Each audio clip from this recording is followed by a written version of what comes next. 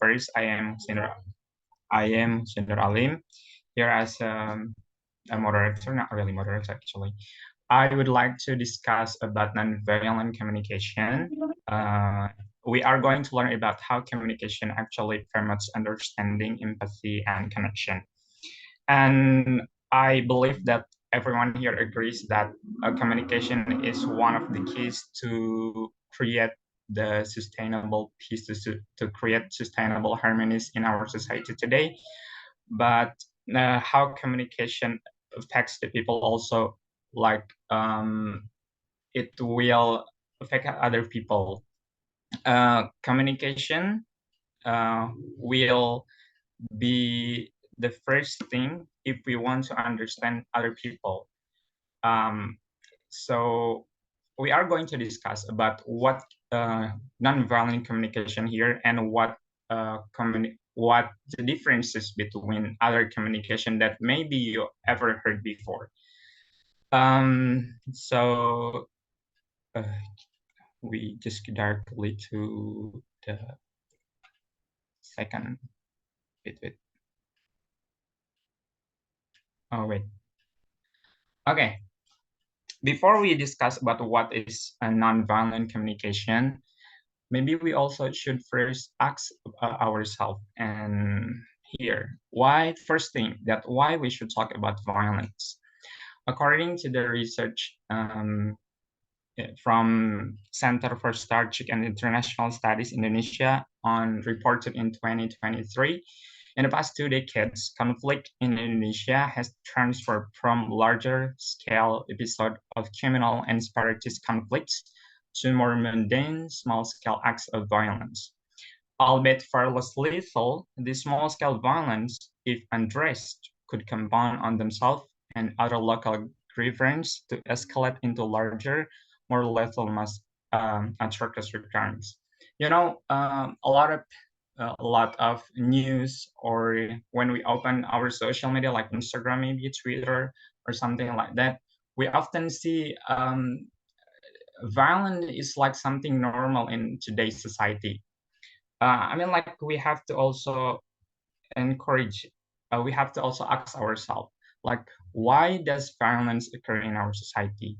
And maybe all of you guys can share about some of your experience witnessing events or thoughts about well, what do you think about small scale violence and why it is important to address small scale violence in communities, and what are the consequences if we ignoring the what is that, the small scale violence itself. Maybe that's three questions that we can discuss the first before I'm next to the next slide. Anyone wants to share their ideas? You guys can raise your hand.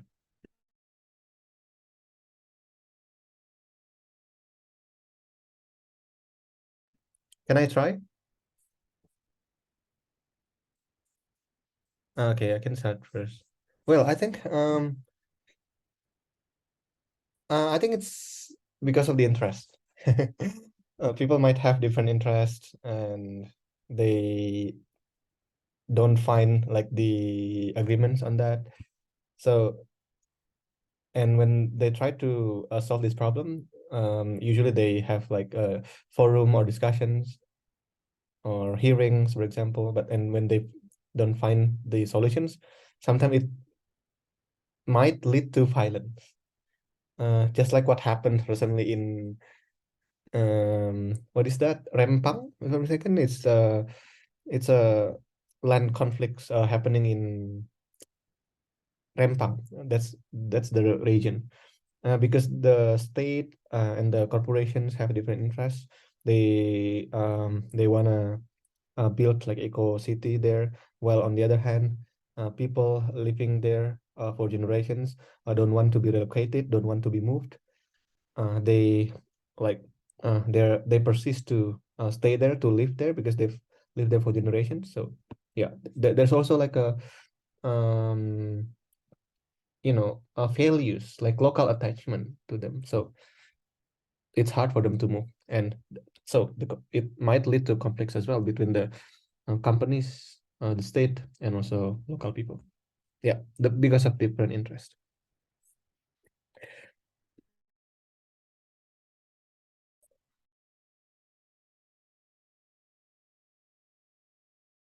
The other one, maybe wanna share your experience about why does violence occur in society? Yeah, Mr. Uchin, you might see in the participants, there's Dedi there raising his hand. yeah,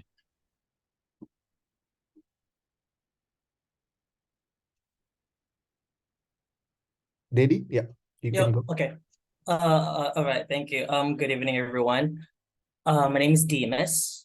I'll try to answer the first question. Why does violence occur in society?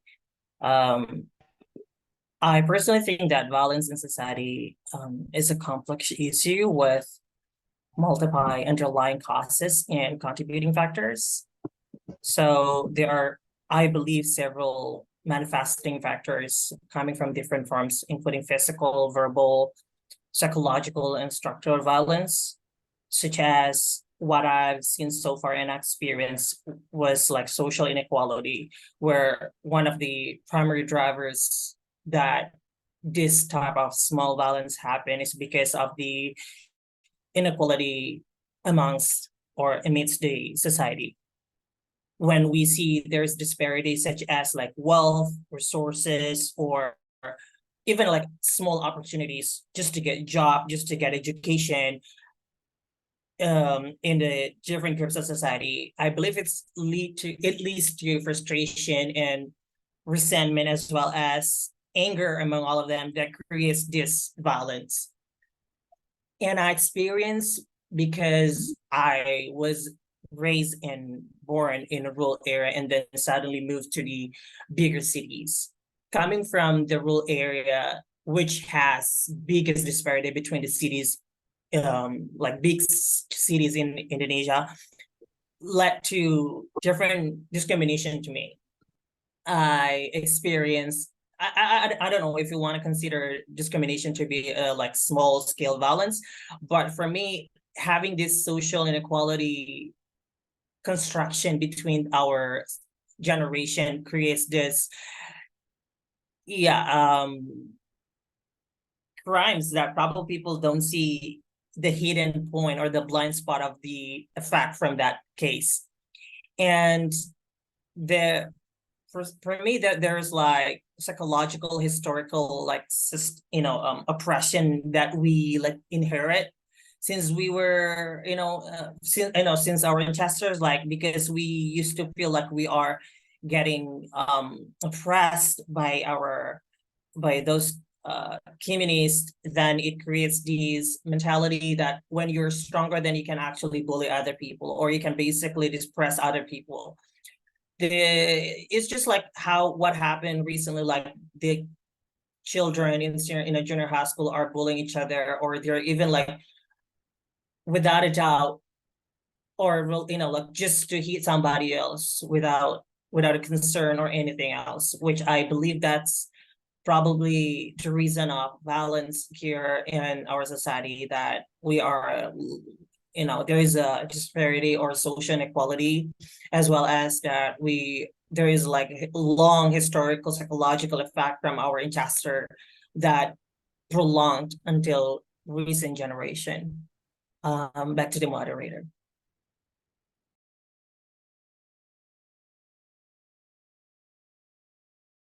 okay, thank you. Maybe Surinder, you can answer the questions. Yeah, well, I'd like to add the several statements from Mr. Dedis that I suppose that it is almost same with my agreements, but I'm trying to make it stronger. Yeah, there are the several points that happens why violence happens in our societies. But the main factor is talking about the economic inequalities between one person's to another person's, one race or ethnic to another ethnic and others. Because inequality in wealth distributions or access to resources can create frustration, social injustice, or maybe also something that related to violence.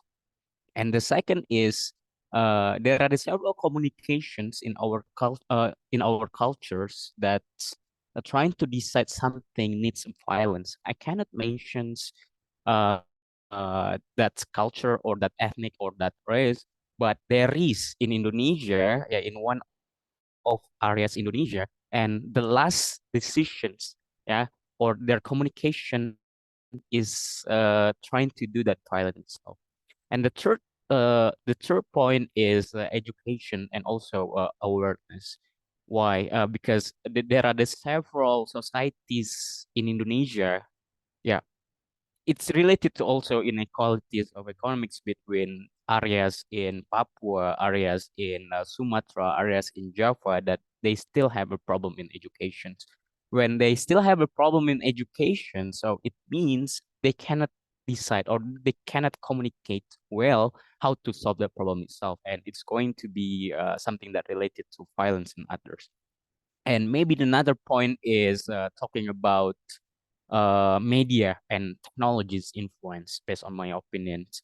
Yeah, because we know there are the several opposition in Indonesia that doesn't like one of the sectors, maybe it's like government or something that related to a part of government, and media try to sound this to become the negative thing that make the people easy to be angry with the several decisions that being published by our government and others. So these are the reasons that why medias and also technology's influence has the big role how to increase and decrease the emotions of our people.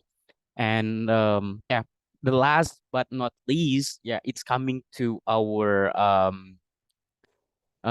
psychologist issues also that has been mentioned by Mr. Dedi last time. Yeah, that's true because everyone has the different ways and different emotion and others.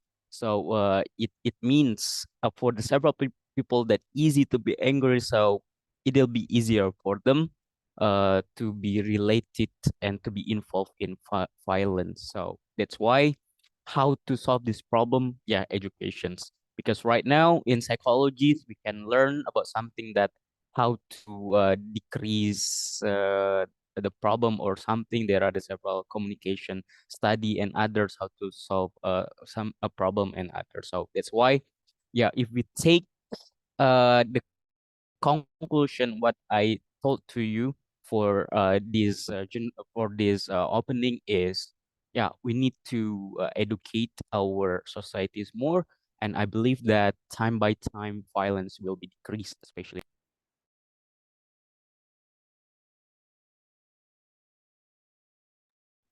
Okay, thank you.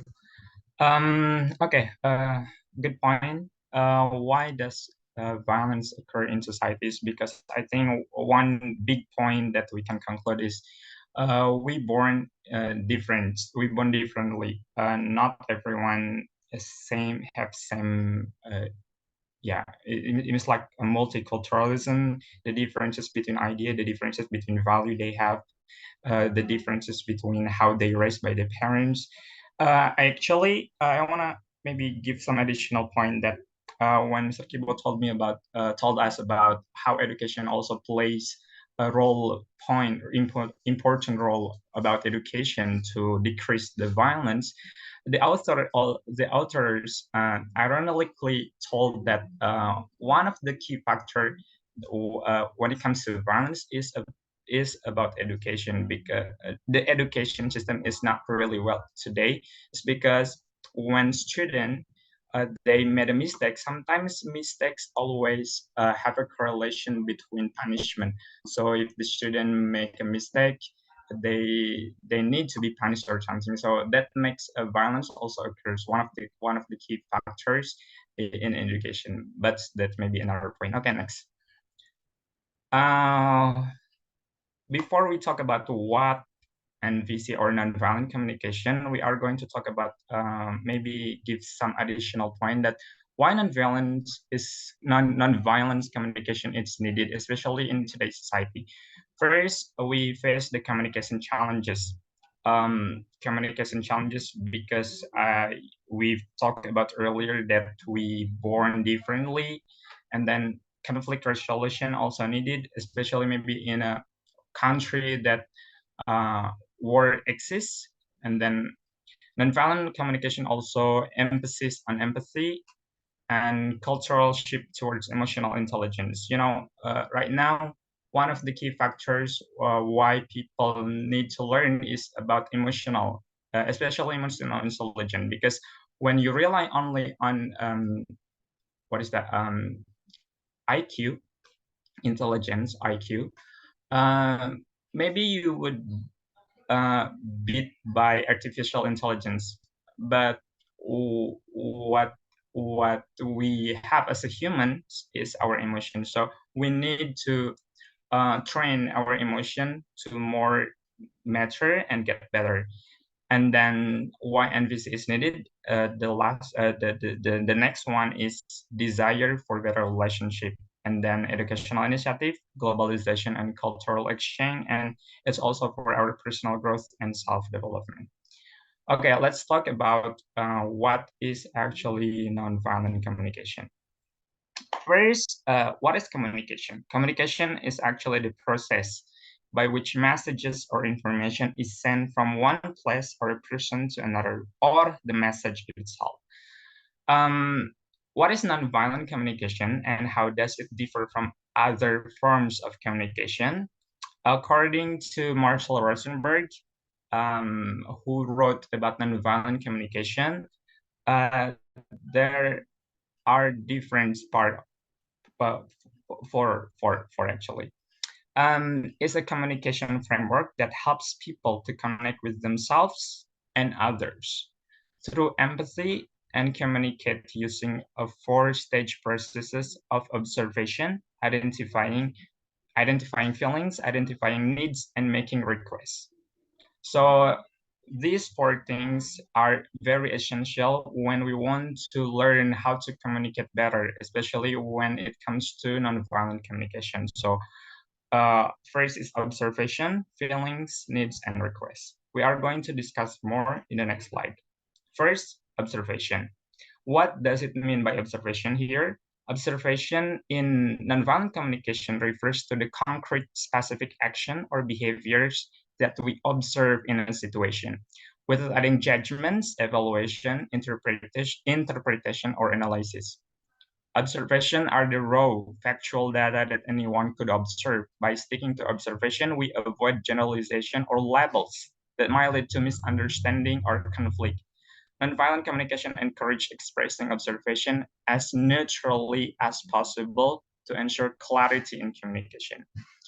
Sometimes when we have an opinion about something, when we have opinion about a person or people, sometimes we get easily to label that people.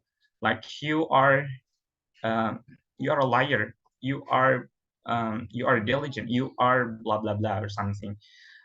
We sometimes easily label other people, or maybe label ourselves, because I am this one, I'm kind of this one, like for example, saying you haven't replied to my message for 2 days ago is an observation, while saying you're ignoring me includes an evaluation and is not a pure observation. So first, observation. Don't adding judgment or labels or evaluation to what we see, to what we hear, to what we uh, taste, maybe, like, okay. And then the second one is a feeling. Feeling is also essential in nonviolent communication because that emotion or a sensation that arises in response to our observation. Identifying and expressing feelings accurately is crucial for self-awareness and effective communication. Nonviolent communication emphasizes the importance of using specific feelings words rather than generalization. Recognizing and sharing our feeling honestly helps create a connection with others and promote empathy.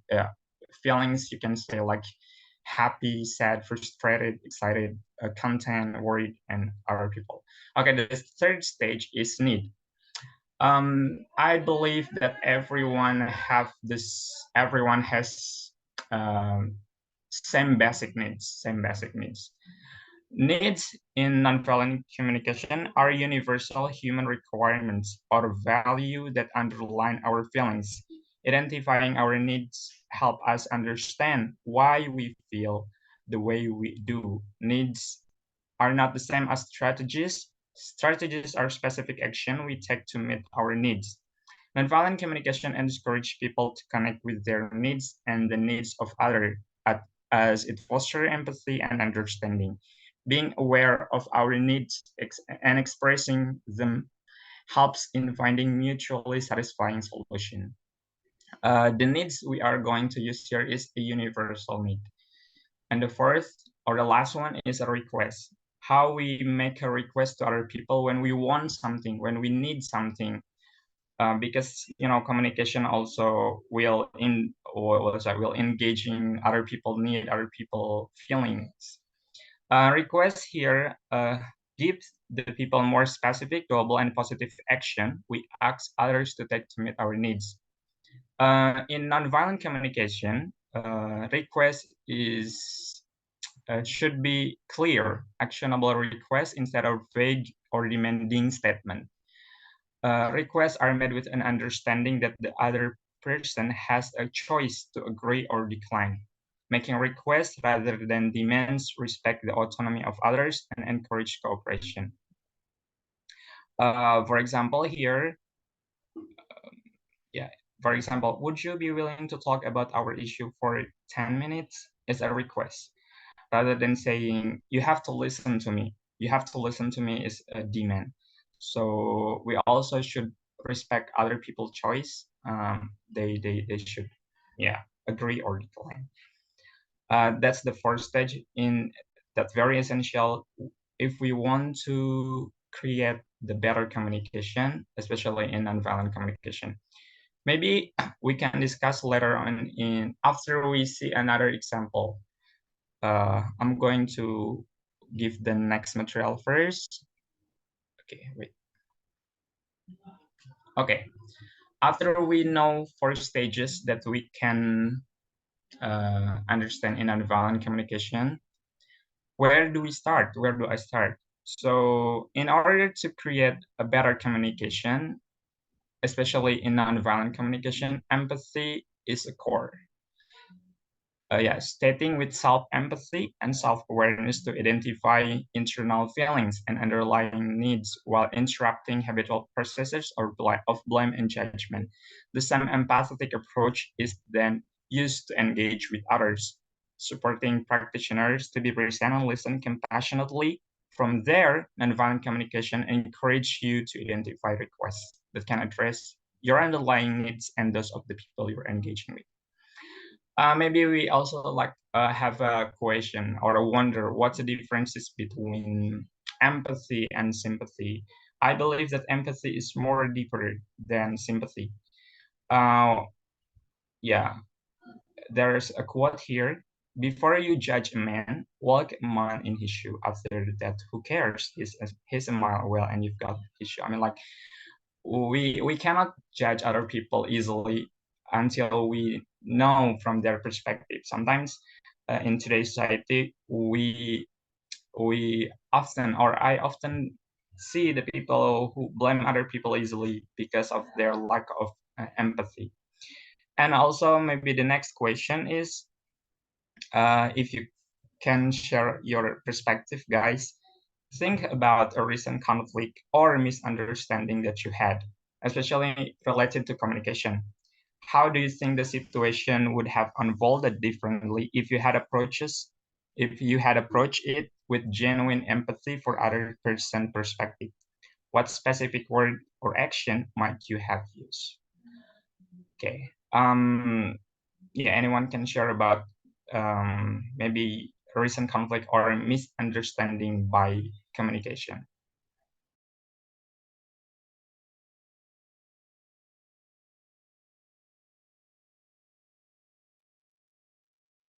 You might also choose anyone who hasn't spoken up yet, Mr. Uchin. If no one is raising their hand.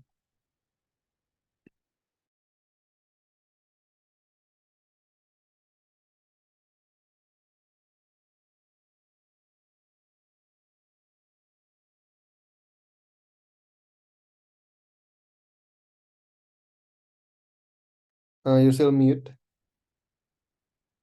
Oh, Dia is raising her hand. Maybe I will try with my experience. So based on my experience, when I learned IELTS, especially maybe writing, I had a lot of feedbacks, and sometimes it's always negative feedbacks. Some teachers maybe just address the mistakes by I think you cannot get that kind of band score because this, and then you have to like have a strict methods. But on the other hand, I also experienced teach by tutor that have genuine and non-violence communication. Like you actually have the positive thing in this and this, but some of like grammatical mistakes or maybe your lexical research is can be developed. So I think that's the way they communicate with me is actually affect my emotional intelligence as well. So I think that's the importance of empathy and non-violence communication.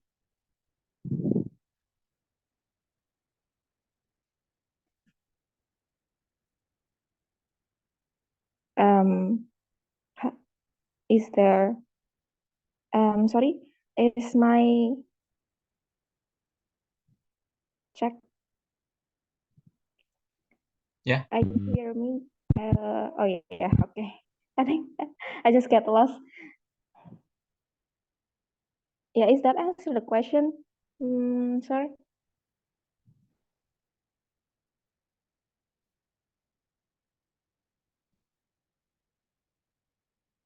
Yeah, I think. Thank you, Dia. Yeah, okay.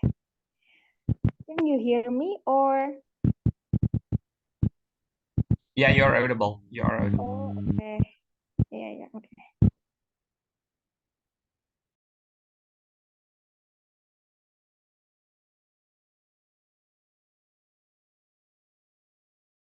Anyone else want to share about maybe recent conflict or misunderstanding you had?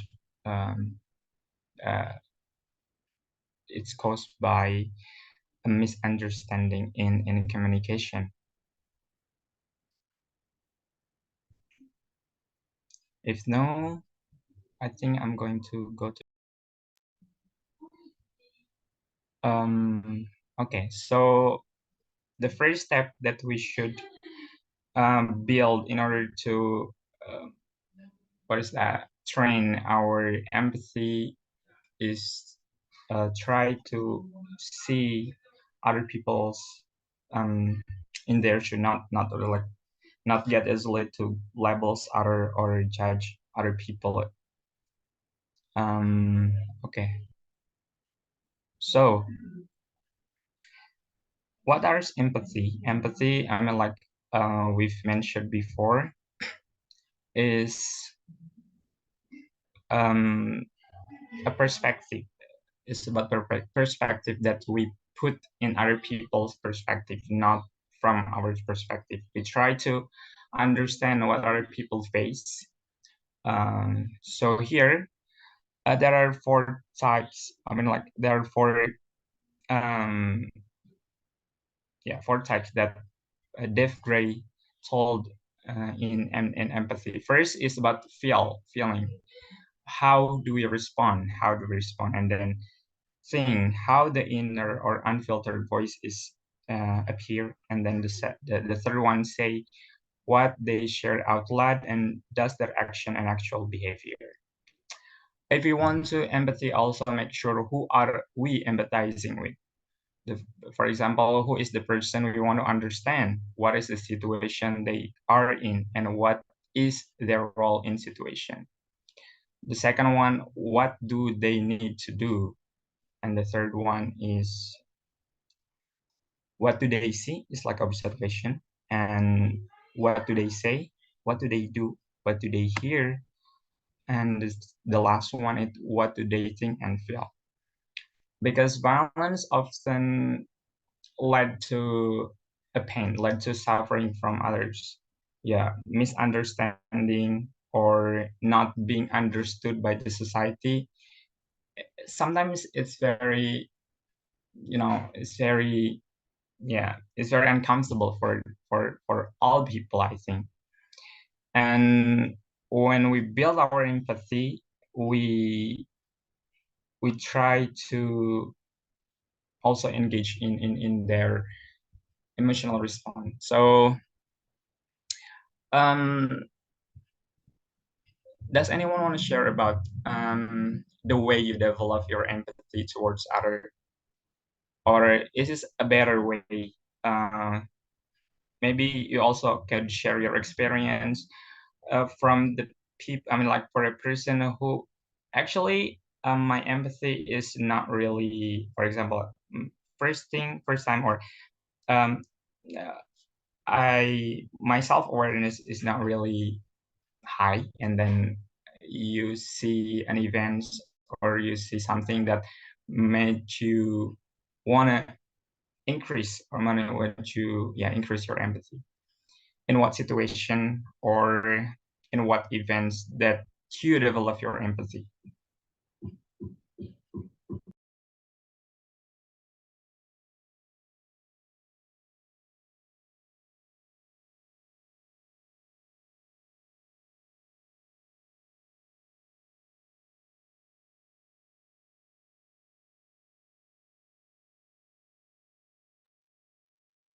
Anyone wants to respond? Like how to develop your empathy? Oh, yeah. Yeah, maybe you can. Oh, there's Ahmad there.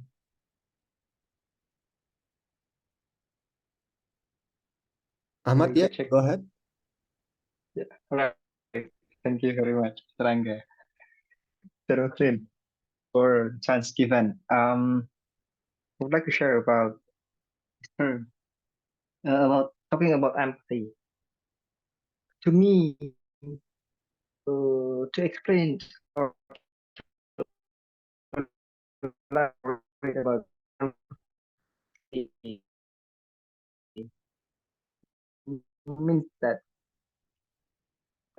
how to say huge followers as Indonesian or Muslims. It has wide or its majority about Muslims, how we respect or implant our empathy to other religions means that we have to know them. If we appreciate what they are doing as their belief, means that we implant our empathy to boost it. It doesn't mean that we blame them by way of saying what they are doing. That's what we are. We don't believe it. For instance, they it if talking about religious, it might be dangerous for me. Okay, let's say talking about minority and majority.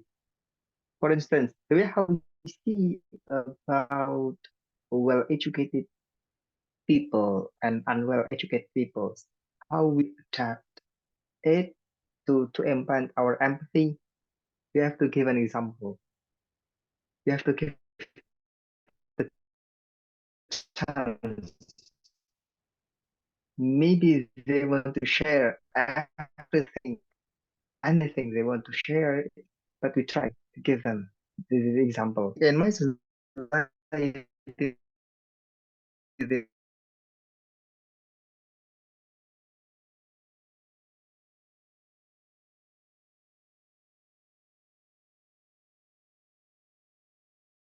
Okay, did oh, someone tries sorry. to strive to achieve.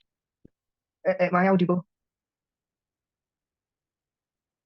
Yeah, sometimes, but Am I audible, sir? sometimes the connection. Yeah, you're audible.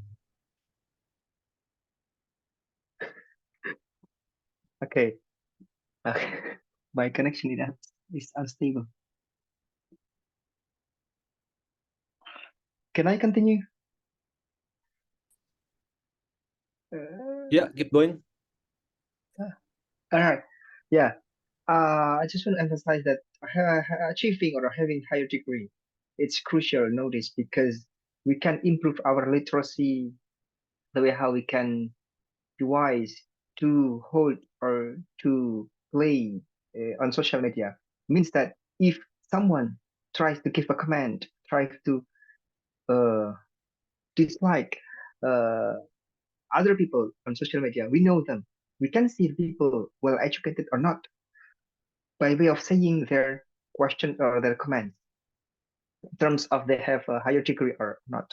Maybe that's what I can share about empathy. Moreover, we usually got a polarization on social media by way of giving free comment without uh, without implanting our empathy. Albeit we we don't have or we have freedom of speech to share or to talk everything on social media, I guess. Thank you very much for giving the chance. Thank you. You can start your opinion. Did Thank you, Mohsin. Well, how to develop empathy? For me, like based on my experience, for me, like try to understanding from everyone background. Like we are not came from the same page. We are just people from you know different communities. So we should understand. We always learn.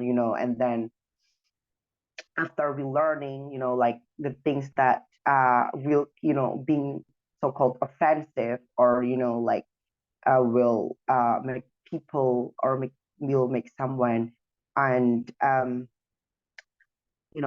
uncomfort. So we should learn, oh, we cannot do that, like, we can learn about cross cultural uh, uh, uh, cross cultural communication to develop those kind of things. And also the second is being assertive. Being assertive mean is like we can say something truth without make someone is like kind of like uh hurt. Like we try to maintain the words, and the words more polite, and try arrange our diction in order to being being polite, I guess. So I think that's all. I yell back.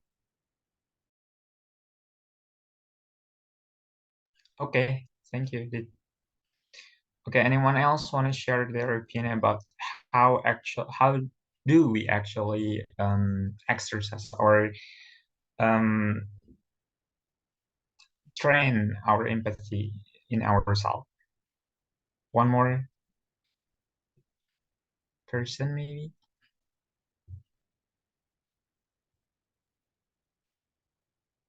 Okay. Ekalita is raising her hand.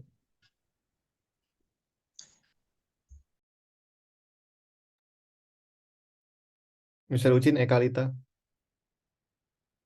Oh yeah, Yeah. you can Go go. ahead, Miss. Okay, I think to build our empathy, maybe we have to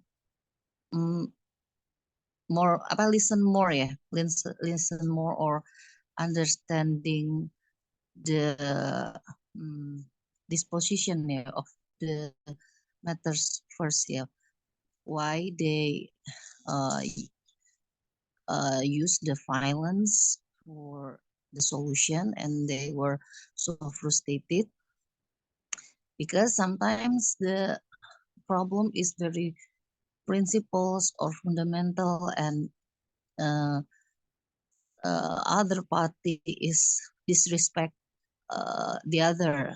It's the mostly happening if there is violence include there, and if you use non-violent communication, I think it's like not effective because um, like you cannot stop things or making things worse because sometimes people didn't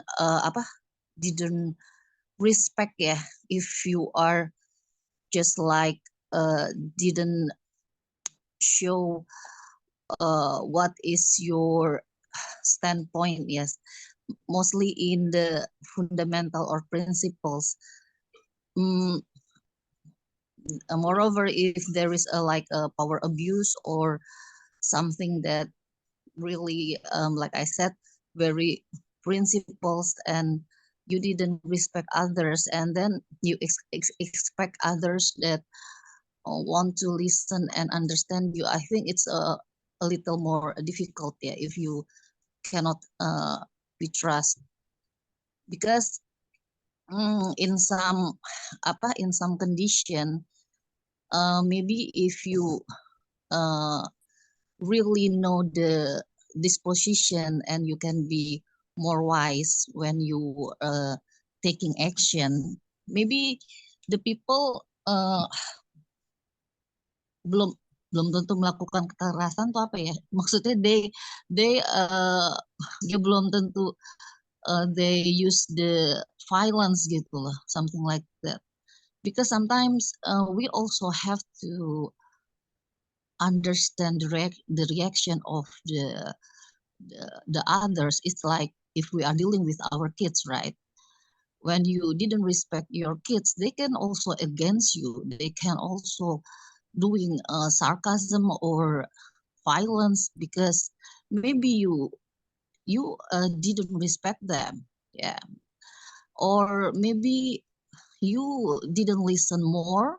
Maybe it's because like that also, because mostly if they have uh, many limitation, so you have to more effort, right, to deliver your message or your um, intention, because when people didn't understand your intention, and it's like you are harming them, and then there is some discussion, and the discussion also um,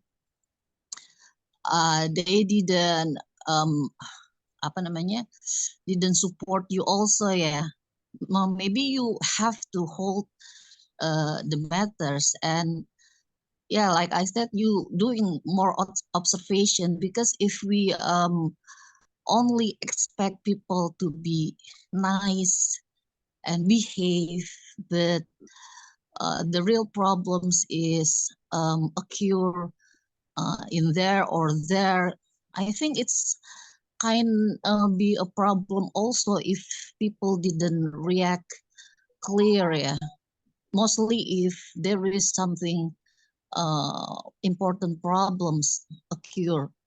Yeah, it's my opinion. I didn't mean that I um, take a side to violence people, not like that. But I more likely to understand the problem more, and yeah, digging what is the backgrounds of the problems and why it can occur, and how mostly if like I took the example like Hong Kong society is against their government because the China want to take over the Hong Kong.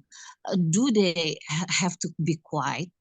And they say, we didn't want you to take over our country. You expect they will say something like that, and then the China will took your country, right? Because you say it in politely. It's just only the apa, the example. So for but I know that there is it didn't mean that every violence it can be trust, like uh, for supported fanatic for football, itu beda lagi kekerasannya. Maksudnya kayak terlalu fanatik sama PSSI misalnya, kayak itu kan beda. Tapi ketika the problem is very principle, and it can be disturbing the society and can make the real problem, and I think it's very difficult. You expecting people to be nice to you, yeah. Okay, thank you. So about empathy, I have another opinion actually. Dia write in the message, is there any limit in empathy which allowing people give punishment or in nonviolent communication? I think it will be different context. I mean, like here in empathy, in my understanding, is we try to understand first without giving judgment or act be I mean or behave in a better way. And also related to empathy is not always about being to other people. It's also maybe the way we communicate to ourselves. Sometimes when, for example, sometimes when we have an expectation or we have a dream and then we failed, um, the empathy or if you have empathy or compassion, you will give a permission to make a mistake, not blame yourself or not make a self blame or something. I think punishment is not really related to empathy, but like we can try first to love.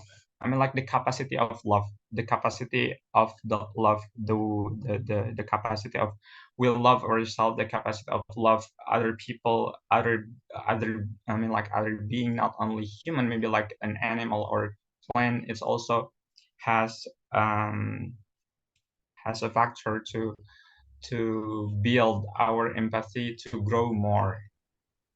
Okay. Next, actually, how if we know there are 4 steps in nonviolent communication, first is about observation, and then feeling, and then needs, and then the last is request. How do actually we apply nonviolent communication in our daily basis, not in large scale violence? Because I think it will be a different context. Okay, how to apply nonviolent communication in our daily basis? You can use a simple statement structure, whether applied to yourself with self-empathy or to others through empathy. The 4 elements of nonviolent communication can summarize in the following statement. So you can give the observation first, and then feelings, and then universal needs, and then requests. For example, instead of saying like you're ignoring me when we have a problem with other people, you can say like we observe first without adding judgment. When I noticed you didn't reply to my message, I felt worried. It's our feeling because I need reassurance and connection. Would you be willing to let me know if anything is okay? So rather than why are you ignoring me for 2 days? Why are you ignoring me for 2 days? Like, um, uh, don't you love me anymore? For example, I mean, like it's a silly. We label the what's that? We label the situation very easily. Or another example we can use is like when I heard you raise your voice during our conversation, I felt hurt and uncomfortable because I value respectful communication. Would you be willing to speak more softly? And another example, when I saw you helping our neighbor carry groceries, I felt inspired and grateful because I appreciate acts of kindness and community. Would you be willing to share what motivated you to help? And so on and so on and so on.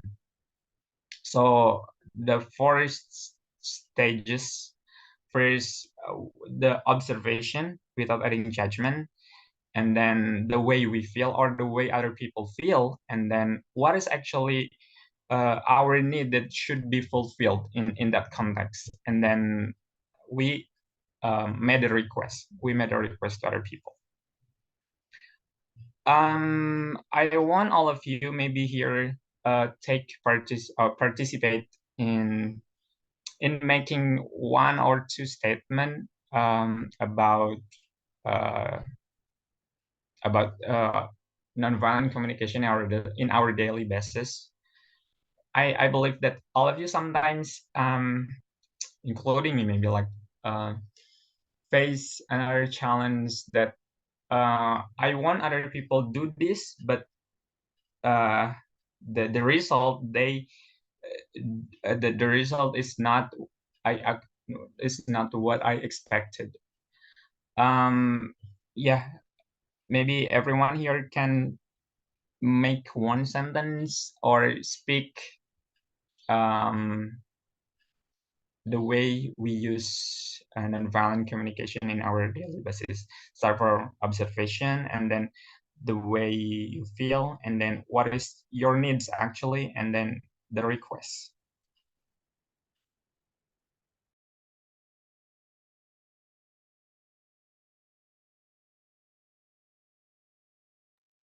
Anyone want to share their thoughts?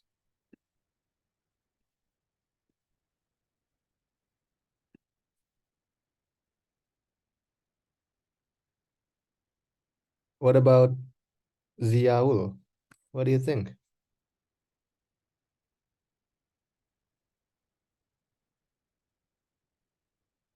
Ziaul, are you there? Yeah. Yes, I'm here. Sorry, I late to join the this group, so uh, uh,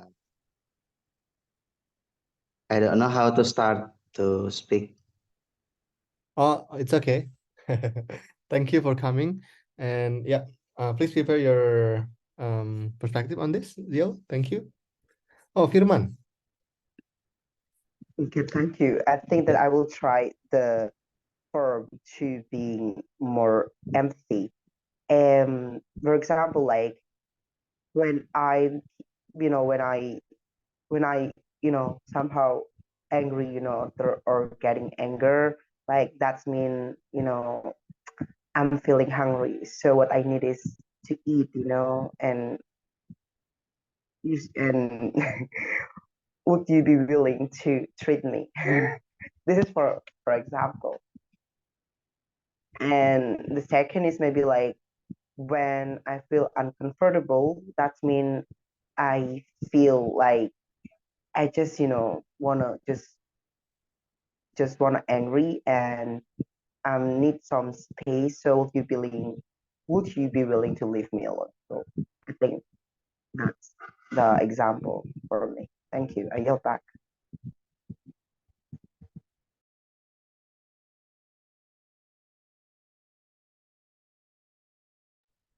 Okay, sir Dims, you can give an example. Before that, may I confirm several points first? Mr. Musin, as examples you showed us here, most of the pronouns are using first person, which is I. If I want to basically emphasize team feelings, can I use we in the statement? As I'm afraid it seems a little bit frontal. Is that possible? Before I give you the example, for example, okay, let's just give you an example. For example, so one of my team members is basically coming late regularly in the meeting for the project we have, right? So my sentences to the person is like this. I've noticed that you've been arriving late to our project meetings consistently. This has been causing frustration and stress within the team.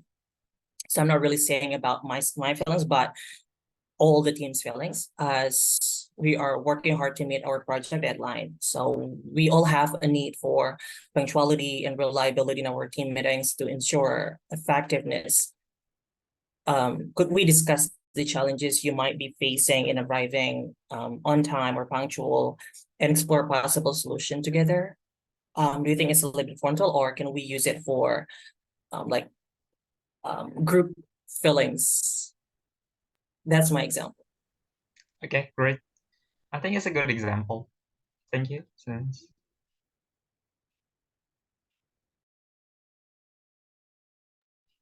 Okay, Miss Eka, you can. In my daily life, I have mostly hard control my emotion when I have like some bad thoughts, or I'm in the hormonal disturbance like my PMS, yeah, mostly I'm more sensitive. Or if my like anxiety occur, yeah, I can also have trouble in control the emotion. And like, yeah, I agree, if we are hungry or tired, or sometimes we cannot understand others' perspective here, because how they overcome the problem is different with us, and it can make we also like angry, because like you said, yeah, we should doing observation without judgmental, but the truth is, um, because the differences of the perspective and maybe the way they're thinking, yeah, with us, it can make us, yeah, like jump into the judgmental conclusion, because it's we are like kepancing tuh apa sih maksudnya, kayak uh, kepancing Triggered. Trigger our emotion. It's like if we are dealing, because I'm a mother, if I dealing with my kids, right, and I cannot understand their perspective, but in my observation they doing something that yeah, I'm being subjective, and then I'm like you said, labeling them. Yeah, it's sometimes it's happen when we can control our mind, yeah, because we are, yeah, like maybe sometimes we didn't respect, um but it's very hardly to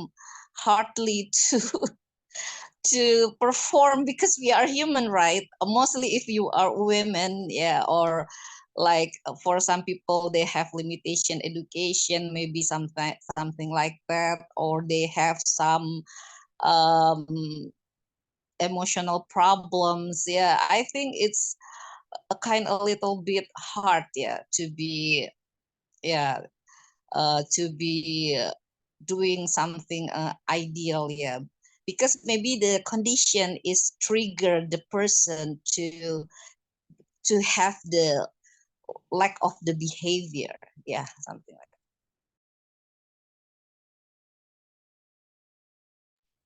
Okay, thank you. The other one, maybe?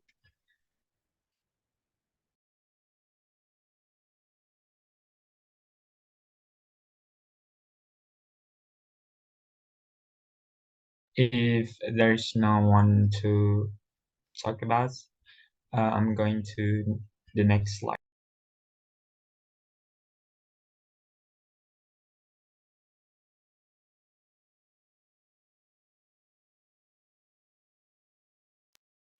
Okay. I've read about a book, if I'm not mistaken, in Supernova Petir di Lestari. There is one sentence told us like everything is natural. It's our interpretation or judgment that makes the things into good or bad. So we should train, I think, if you want to speak more empathy, if you want to communicate our needs more, yeah, get better. We should train ourselves to communicate better by using empathy in our communication.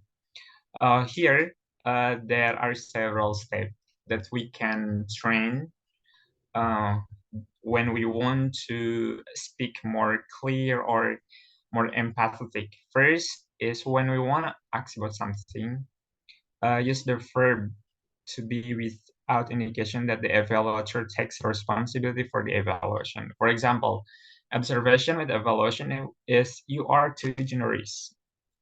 Example of observation without evaluation is when I see you give all your lunch money to others, I think you are being too generous. For example, Doug procrastinate. Doug only studies for exam the night before. She won't get her work in. I don't think she'll get her work in, or she said, I want to get my work in. If you don't eat balanced meals, your health will be impaired. If you don't eat balanced meals, I fear your health may be impaired.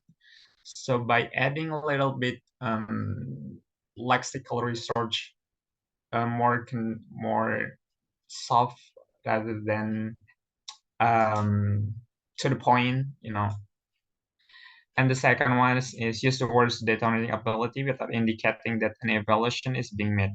For example, Hank Smith is a poor soccer player. Hank Smith has not scored a goal in 20 games. Use adverb and adjective in ways that do not indicate an evaluation has been made. Jim is ugly. We can say like Jim's look don't appeal to me. So rather than you give a label to others, it's better for us if we want to speak empathetically, we just give our opinion or not giving the labels to other. So you can use like Jim's look, yeah, don't appeal to me rather than Jim is like. Yeah, I also want to hear another example actually from the people around here, especially who are not and have any chance to speak before. Maybe Mr. Rangga can help me to Sure. finding the person. Can I also contribute first? Okay. Yeah, my example would be because I have friends who are into helping other people, and it makes them like not really care about themselves. Sometimes I say to them like, "Oh, you're too diligent," or "Why are you too diligent?" It just simply implies that they need to take care about themselves as well. Yeah, that's one of the examples that I can think of right now. Anyone who has another example? Oh, Ekalita again. Go ahead. I'm sorry. I read about the Rempang that it said that the China corporation in the Canada, they also offering the industry, but the Canada government is decline their application because they cannot support their application with the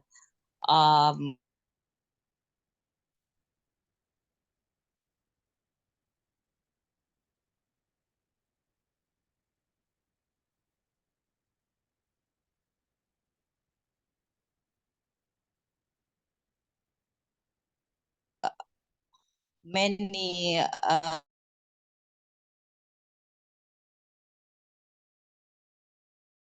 the China corporation, but also many matters that people were questioning. Yeah. And if we refer to the non-violence communication, it means that what is the real response that normally the judgmental, but maybe we can feel that many kind like the weirds, right? The reaction of the government, maybe we can understand they have a lot of debts, a lot of problems, a lot of oligarchies matters. Maybe I don't know what the whole problems, but it will it will make us understand why the government doing such thing, like, right? Like the government also think about the citizen from Singapore that they have limitation lands. It's like you said, you are thinking about others beyond yourself, right? Beyond your own citizen. It's I think our government also doing such thing like that. Yeah, and I don't know how we have to respond as a society. Yeah. And if they doing something violence because they are very desperate, and our response is very different with um, Canada society because they are very trust with the government, right? And moreover, if we are referred to the Netherlands that they have canceled application from from the company just only because they respect the habitat of the um I forgot the name of the bird, yeah, but they care about the animal also. Mrs. Yeah, Ekalita, if that's I all. might interrupt, would Yeah. you like also to to give like examples of this question? Yeah, I want to give the examples is I mean that um ini apa sih ininya observation itu. No, maybe it's not related with the matters in this detail, yeah, but I mean like sometimes we are a little bit hard, yeah, to not give the judgment because when the people said that our government is like because they have different reaction, right, with the Canada government, and when the some people said that bad things about our government, is it that apakah mereka salah gitu, kalau mereka salah sangka pun gitu. Itu maksud aku di situ sih relevansinya. Aku nggak mungkin nggak di penjelasan ininya, tapi somehow dalam satu konteks ketika ada kesalahpahaman itu muncul gitu loh, dan kita compare the same matters gitu, dan and we have different response gitu, and then I think kadang-kadang kita juga harus ngerti juga gitu kenapa selalu kayak orang jadi kayak terlibat di ngejudgment gitu, nggak bisa kontrol their self gitu, jadi jelek mikirnya gitu. Karena sometimes they didn't feel that they been protect. Okay. That maybe it's like you have some parent that may have many problems and they want to sacrifice their kids. Maybe some.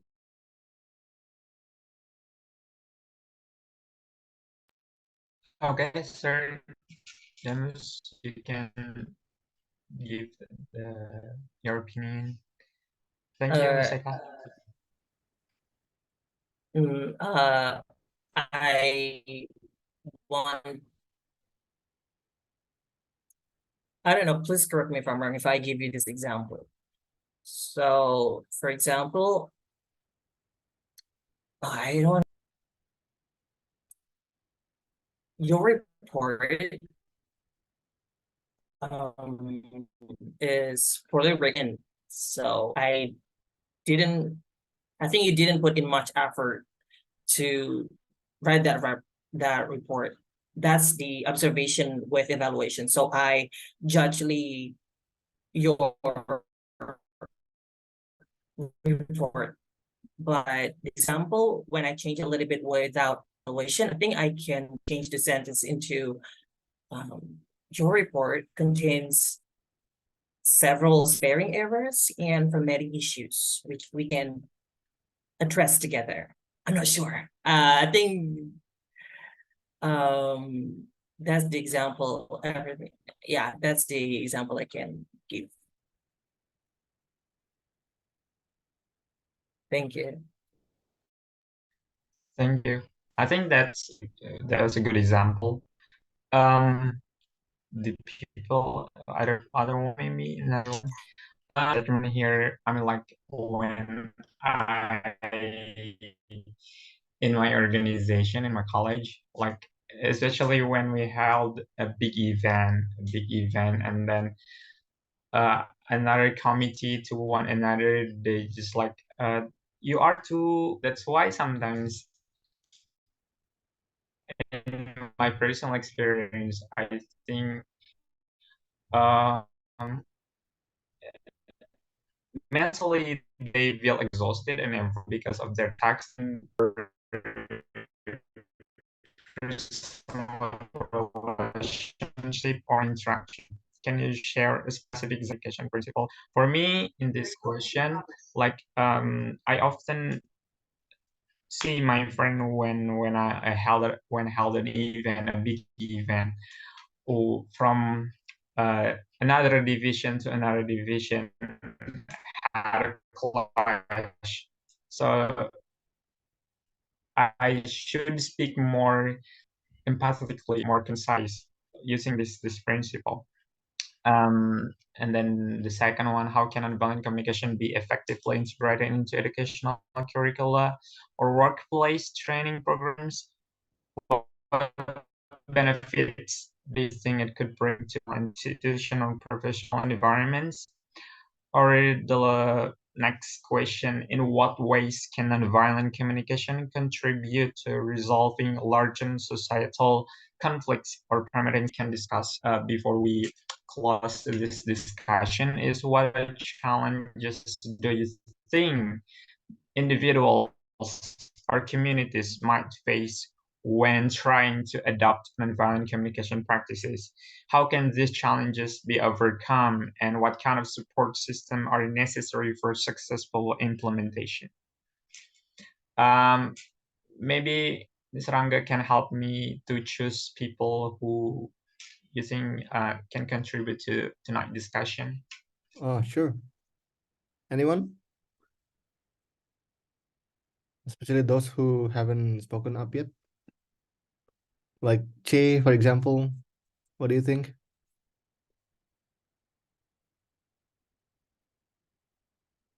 Che, are you there?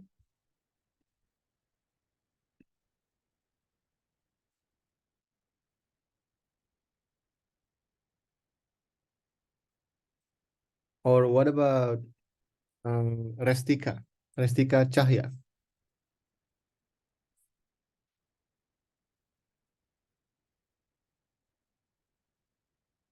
Restika, are you there?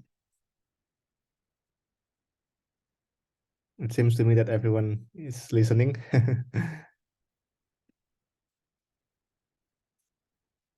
Che, you have typed some messages like in our chats. Maybe you might want to share what you thought about that.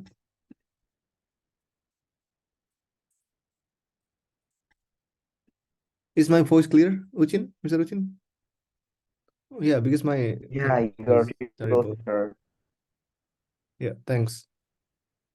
Yanuar, or yeah, Yanuar, Zial. What do you guys think? There are so many some Yes, questions sir. you can respond. Oh yeah, Zial, go ahead.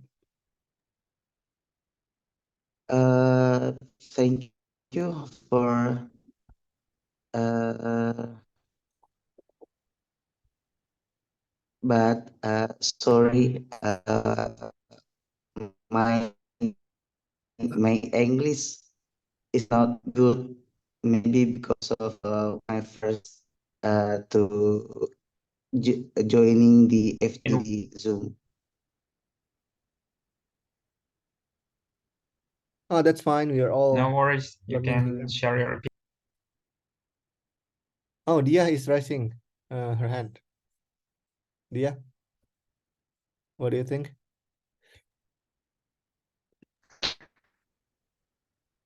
Yeah, maybe communities face when trying to adopt NVC. I think that's about the time. I mean, when I have a problem or big projects, usually project have like deadlines, maybe 3 months project or 6 month projects. So that's too short, and people use NVC. Maybe my employee will not too really strict with my instruction. I mean, they my boss is too kind, so that's okay if I can do this task for a certain days. And then maybe my boss will ask me again, why you cannot do this? So employer maybe just yeah, they I think they will struggling with the time, because I experienced when I have like supervisor that too kind and patient and really understand my situation. I have a longer time period to finish and accomplish the goals. But on the other hand, when some NVC is applied in the communication, I have to did that task, but I'm not really feel satisfied and into with the projects. Sometimes I also disappointed with myself, and it hit my emotional intelligence as well.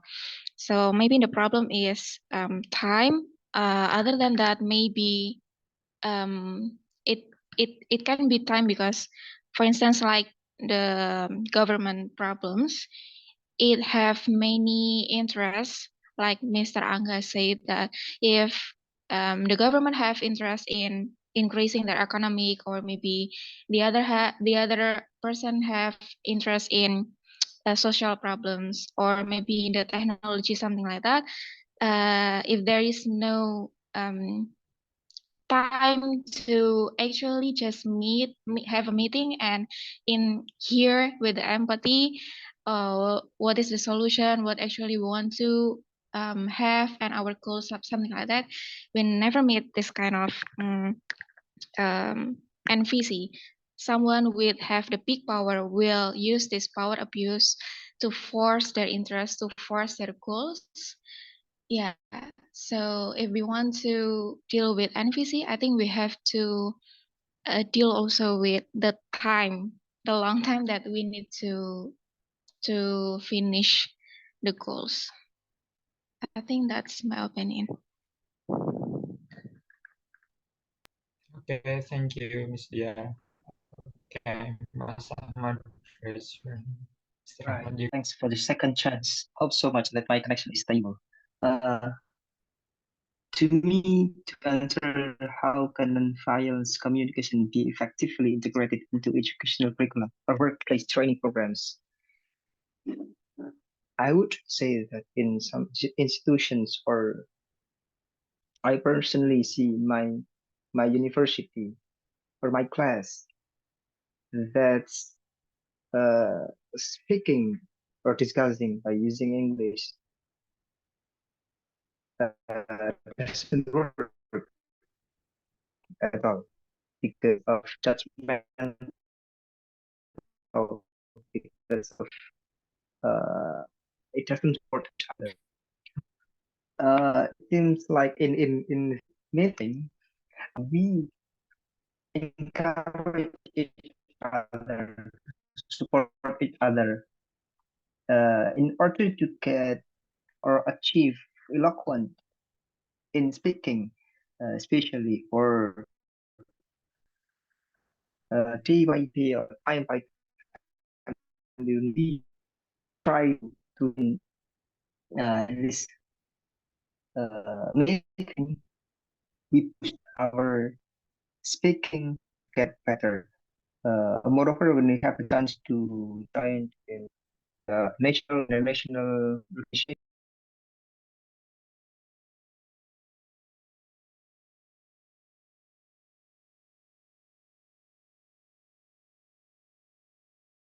Now, interest may, yeah, interest is like, for example, about conflict in the postal in Ambon, in Sampit, and there are many ethnic religious conflict in Indonesia across our archipelago, solved by a cultural and also personal approach. So by those kind of approach, I think especially the epistemology of nonviolent communications is always help to solve many conflict, and it can create and maintain peace in order to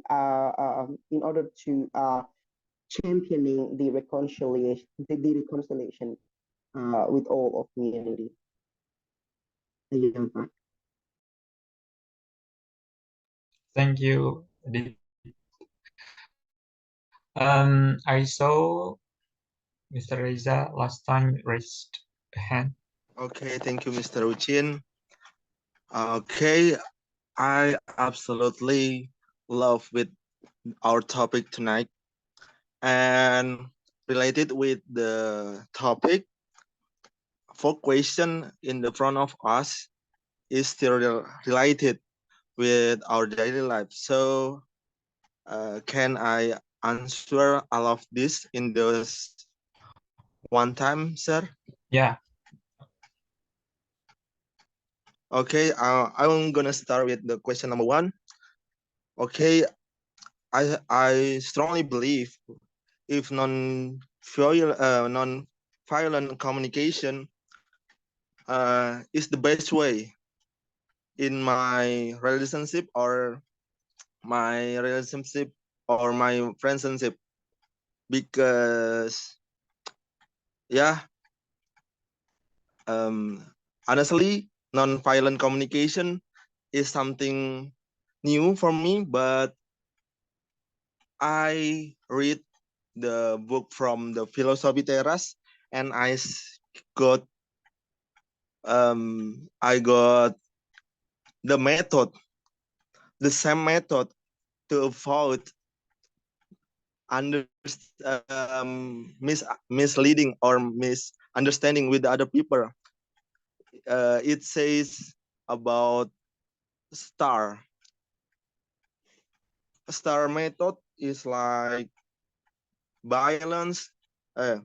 Sorry, star method is like observation, feeling, needs, and requests. But the Stoicism explain with the different example. A star, I start with the S. S is stop, and then T is think. Stop. E is analysis, and R is respond. It's something like observation, feeling, needs, and request. And I try to use that method, star method, I mean. But the result is I can understand with the other, and empathy appear in my feeling. And then question number 4. What the challenge do you think? The challenge is about our ego. And every single time when we see the other people react a different thing with us, our ego will say, yeah, he's wrong. I am right. So we have to determine our ego and control our ego to overcome the problem. Sometimes the problem appear with our perspective with the other people. In communication science, we learn about skeptics because there are some theory about uh, stimulus and response, and the people always respond directly what they say and what they listen. So to avoid the problem in our life is decrease our ego. And jump to question number 2. Okay, I agree. If non-violent communication have to be taught in the education curriculum or workspace training program, because the benefits is we can control ourselves and the other people to avoid the problem. However, I strongly believe non-violence communication will be affected if we learn from our family, because I strongly believe the first school for us is the family. So our parents has responsible to deliver non-violent communication when we are born or we are toddlers, because it's like a basic skill. And jump to question number 3. Yeah, it is related with the question, my answer question number 2. If we are talk about non-violent communication from our family, or when we were child, I strongly believe the problem with the other people, especially in large social conflict, will be appear. Will be avoid with the our way feeling to other people, because it's like a basic communication skill in our life. So thank you, Mr. Ruchin, for the opportunity. Thank you for everyone. Okay, thank you. Yeah, does anyone want to share their opinion?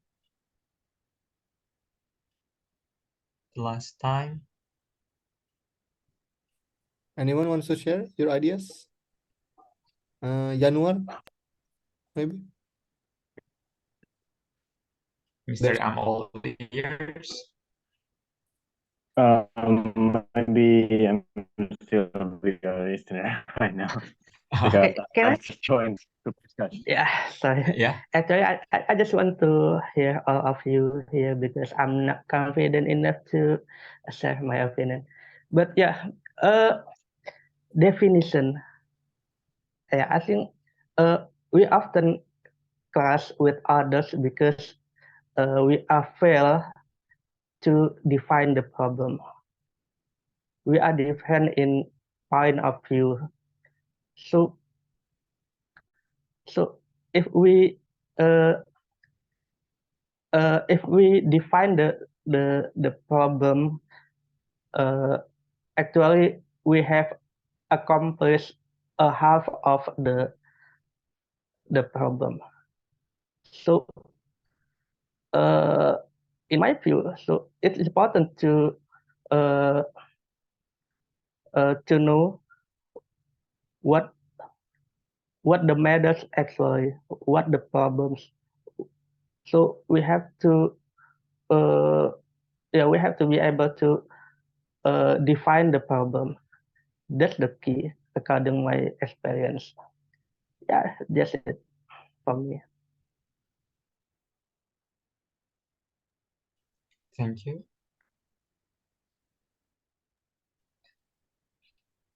Anyone? If I'm not mistaken, Mr. Yanwar also opened the mic last time. Yeah. From any of these questions, maybe I just want to answer the last question.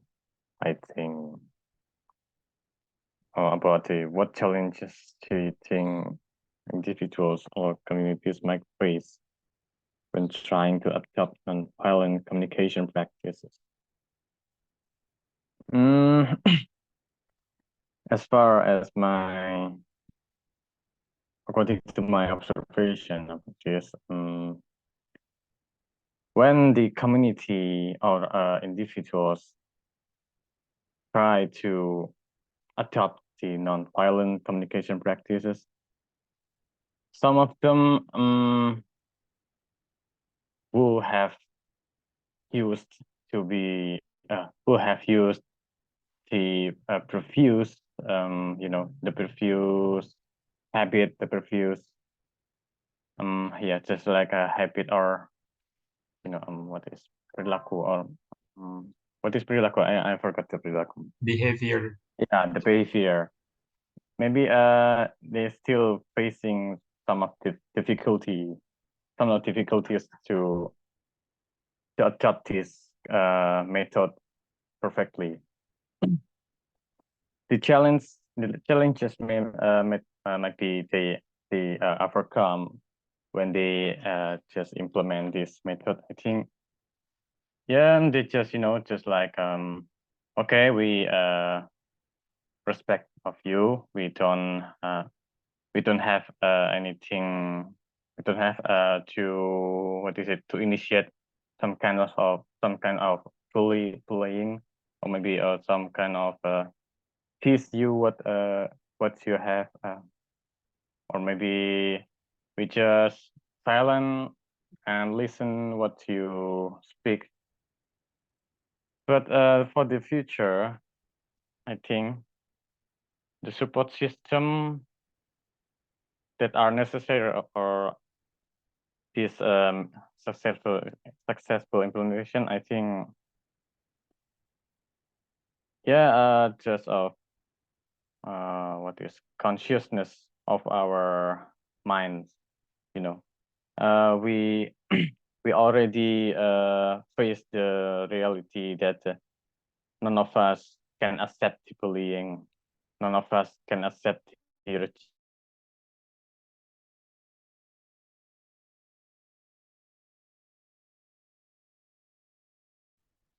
I think that's enough for my answer about this.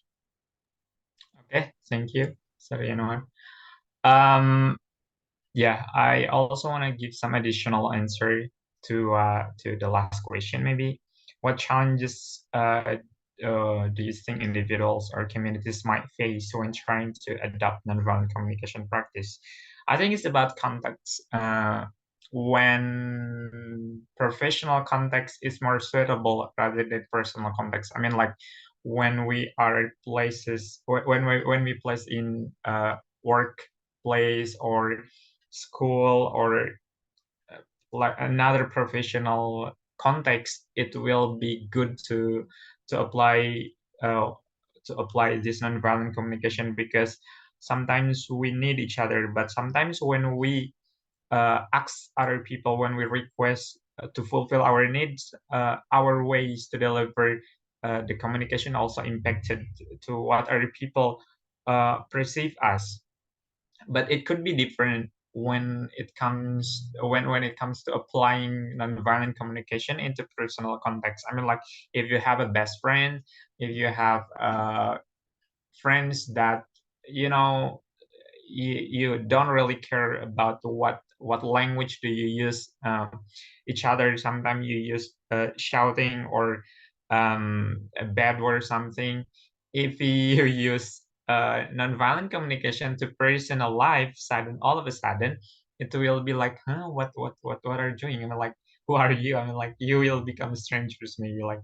So I think nonviolent communication is more suitable in professional context rather than personal context, who have built intimate relationship to another. But also this is important, maybe like when we have a friends who has a struggle and then they need some compassionate or some empathy from us. To conclude this discussion, I have another statement, like let us be glad of the dignity of our privilege to make mistakes, glad of the wisdom that enable us to recognize them, glad of the power that permit us to turn their light as a glowing illumination along the pathway of our future. Mistakes are the growing pains of wisdom. Without them, there would be no individual's growth, no progress, no conquest. By William Jordan. I am Musin Alim as a tonight moderator. Thank you so much, guys, for joining tonight discussion. I'll give it to Mr. Angga. Assalamualaikum warahmatullahi wabarakatuh. Waalaikumsalam. Waalaikumsalam warahmatullahi wabarakatuh. Wow, thanks so much, Mr. Uchin, for chairing our discussions tonight. Personally, for me, it's like very insightful discussions, because yeah, even though we've practiced it like in our daily life, sometimes we don't know, like we have actually practiced this nonviolent communications and how we should actually implement these practices in our daily life. But again, thank you so much, Mr. Uchin, for introducing this concept to us again. Well, as usual, before we end, it's time for us to take some good photos. So you guys may open your camera and show us your beautiful and handsome face. Thanks Ziaul, Mrs. Eka, Dia, Reza, C, Miss Restika, Yanwar, Firman, and Che. Could you please share your good-looking face? Oh, I knew that Ahmad is Mr. Kudori. Why don't you put Ku as usual? My connection is unstable, sir. That's why I Okay. joined. Yeah, actually, my connection is also unstable. I hope that I'm glad that our meeting is okay so far. Well, only 5 of us. Anyone? Can you please share your videos? Okay, Yanmar. All right, while waiting for others, let me prepare to take the photos. Eka, do you wanna share your photo? Your video? No, sir. I didn't wear my hijab. It's fine. All right. Oh, where's Yanmar? I was about to take photos. Okay. So on a count of okay, I'll count. I will count from 1 to 3. Okay, 1, 2, 3. Okay, another pose. 1, 2, 3. All right, thank you so much, everyone, for coming to our discussions. And again, I really appreciate that you have introduced this topic to us. Thank you so much, Mr. Uchin, for sharing our discussion tonight. And before we end, let's say our jargon. When I say Ota community, you guys said yesterday, we said tomorrow. Ota community, Yesterday we said we say tomorrow. tomorrow. Yesterday, we Thank you so say much, tomorrow. everyone, and we'll see you again next week. Bye. Thank you, sir. Thank you, everybody. Good night.